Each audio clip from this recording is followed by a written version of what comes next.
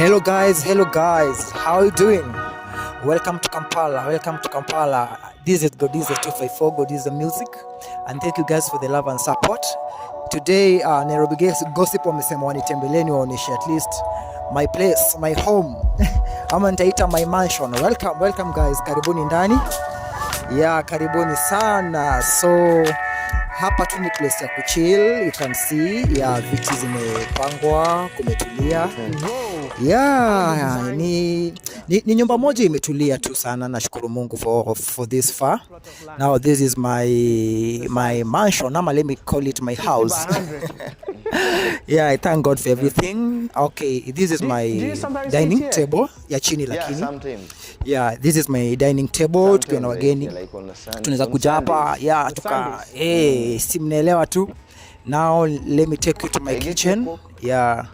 This is my kitchen, as you can see.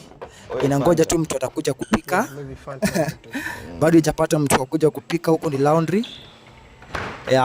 Then huko ni laundry. Exactly.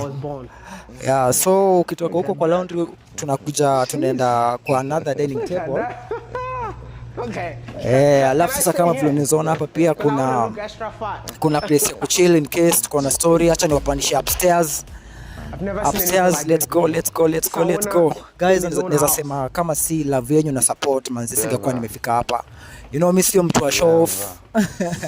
But ni vile Nairobi Gossip wamenipata ghafla wakasema leo lazima tufike Kampala na wajue nyumba iko wapi. So as you can see huko chini, let me show you the view. Acha nionyeshe view muone fiti. Unaweza ona view kutoka hapa uangalie na chini uone vile kunakaa. Kunakaa hivyo. Alafu naweza wapeleka wapi tena? Acha niwazungushe kwanza muone vizuri mseme Godize anafanya muziki asaidiki. Godize pesa zake zinaenda wapi? Tunamsupport. Godize Now hii ni kazi yenu na support yenu. This is my first bedroom by the way. This is my first bedroom. By the way, it is a 4-bedroom house. This is my first bedroom. Alafu let me show you the view kiasi kwanza. Iko na view kama hiyo, as you can see. Hapa ndio manzee utapata nimetulia nikiwa stress zangu nini.